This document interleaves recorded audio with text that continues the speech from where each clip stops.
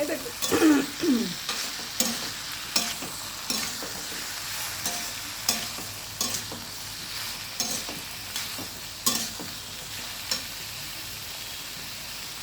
এটা এইভাবে আমি কষিয়ে নিচ্ছি।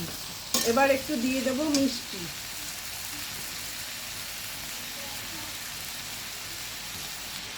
এবার দিয়ে দেবো একটু সামান্য মিষ্টি।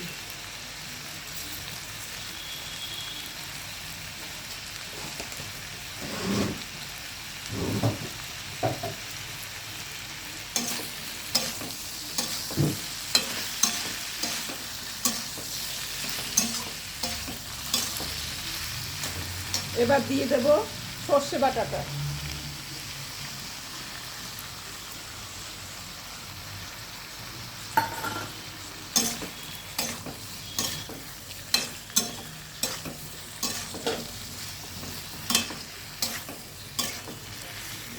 একটু হলুদ কম লাগছে, তাই আমি একটু হলুদ দেবো।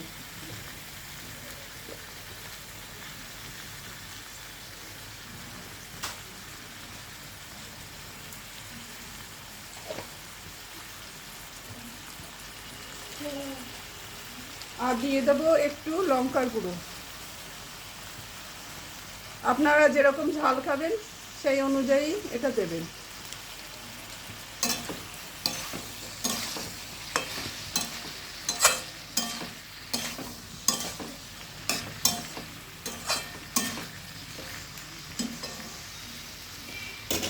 আবার আমি ঢাকা দিয়ে দিলাম। এবার দিয়ে দিলাম সামান্য পরিমাণ জল।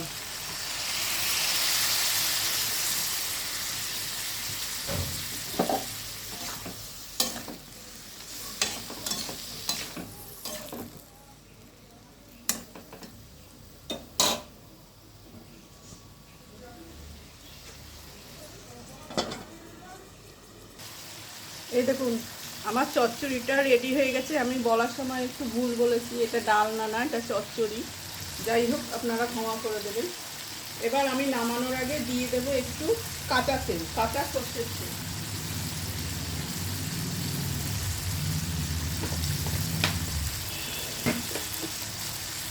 আমি দিয়ে দিচ্ছি একটু কাঁচা সর্ষের তেল।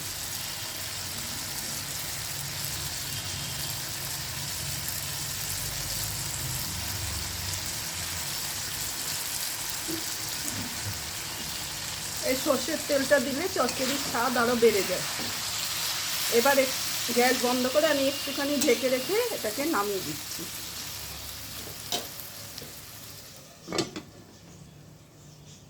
এই দেখুন একেবারে রেডি আমার ওলের ডাঁটার চচ্চড়ি। এটা গরম ভাতের সঙ্গে দারুণ লাগবে খেতে। এক থালা ভাত এই দিয়ে খাওয়া হয়ে যাবে। যদি আমার রেসিপিটা ভালো লাগে তাহলে অবশ্যই আপনারা এটা সবার মধ্যে শেয়ার করে দেবেন, আর লাইক দেবেন, আর সাবস্ক্রাইব করবেন। আমার রান্নাগুলো খুব সিম্পল। এই সিম্পল রান্নাগুলো অবশ্যই আপনারা বিশ্বাস করে দেখতে পারেন। তাহলে যদি আপনাদের একটা লাইক আর একটা শেয়ার আর সাবস্ক্রাইব পাই তাহলে আমার অনেক উপকার হবে। ধন্যবাদ।